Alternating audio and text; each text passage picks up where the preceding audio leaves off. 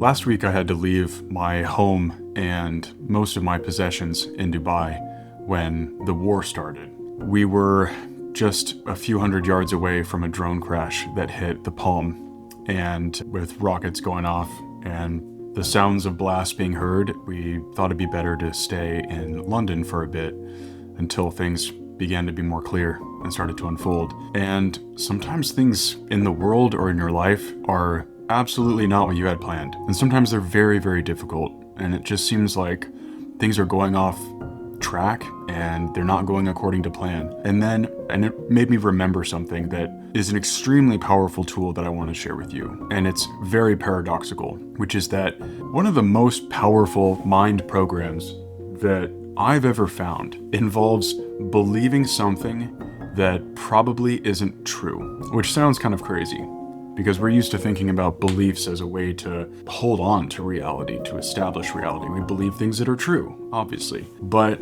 I think there's an exception here, and I'll explain.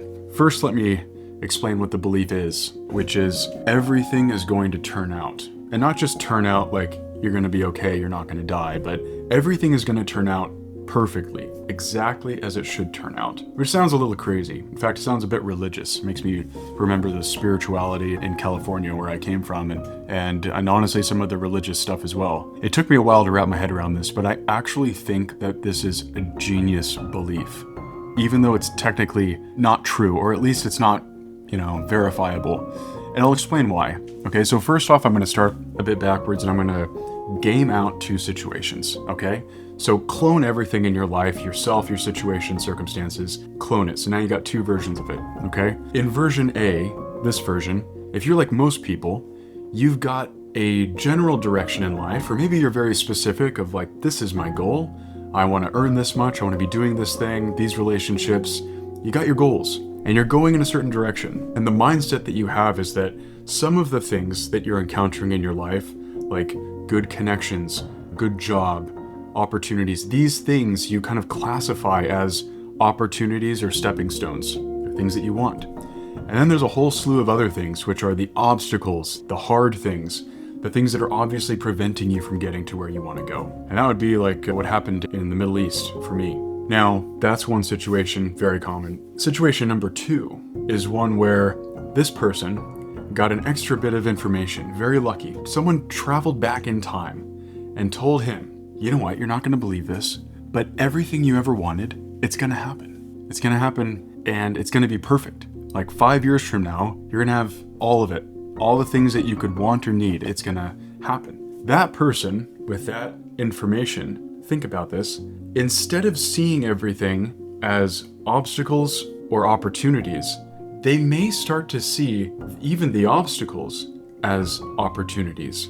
Everything starts to become a piece to the puzzle that is being formed. The person in that second scenario is no longer wondering, will I, or I hope I do. They already know that they will. And so they're going at it with a different mindset. Now, maybe that time traveler lied, and it doesn't turn out exactly as this person wanted. But, and here's the key part, the odds of it happening, I would argue, are significantly greater for that person who already takes it as a given that they're going to happen. Steve Jobs had this really interesting talk about connecting the dots. This talk he gave at Stanford, I'll throw the link down below, where he reflects back on all of the challenges and twists and turns in his life. And he noted how each of these weird things contributed to him building Apple. One example he gave was attending a calligraphy class randomly in school.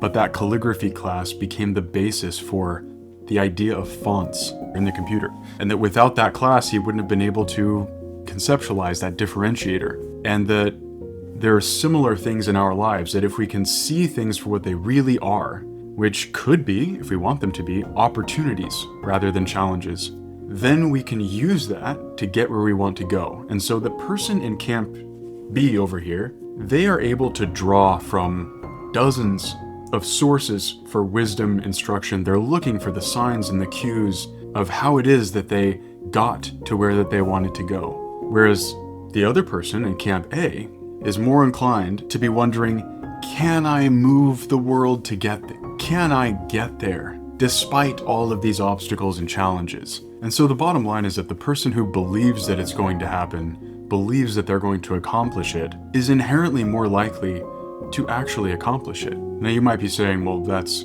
just a mind trick. It's a bit ridiculous. You're asking me to just lie to myself and try to believe my own bullshit. Fair enough.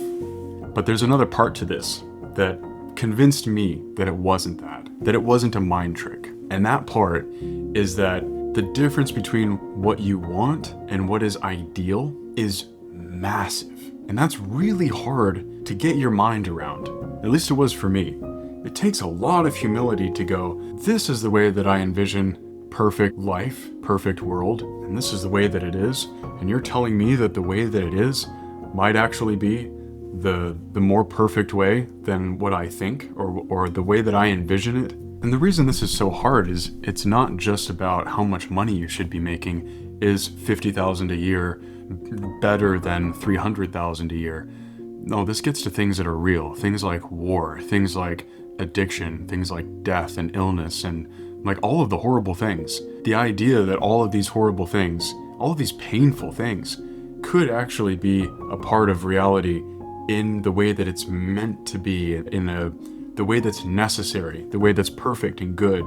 It's very difficult, and if you can't wrap your head around it or don't want to wrap your head around it, I understand. But if you're able to just hold place for it, just temporarily, and humor yourself, just the act of letting go of what you think is the best thing, the best outcome, opens up a bunch of opportunities. Because it stands to reason that if this present circumstance is ideal, then I would have all of the tools that we need, everything's at our disposal to get where we need to go, to learn what we need to learn, and to develop the way we need to develop. And that shift, whether it's true or not, I think that it opens our minds to see things as opportunities rather than a mountain of obstacles. And the nice thing about this belief, whether you're able to internalize that or not, is that if everything's already perfect the way that it is, then there's no have to from you. And what I mean by that is there's no weight on your shoulders to transform the world or to shift people and circumstances and all these things to get it into a good, perfect place. Like, it's already there.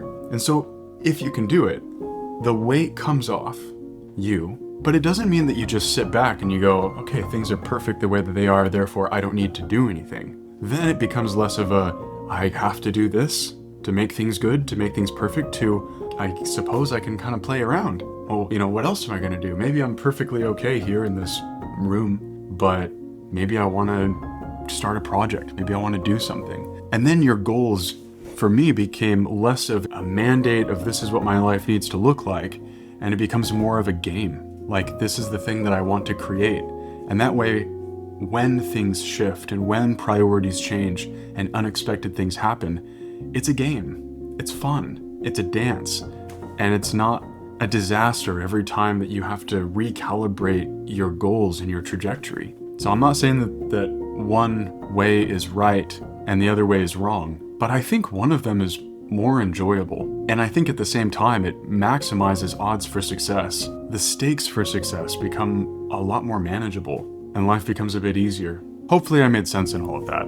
This is an idea that obviously didn't originate with me, I'm just putting it into my own words, but it's something that I think exists in a lot of religions and ancient teachings, actually. So who knows? Maybe there's something to it.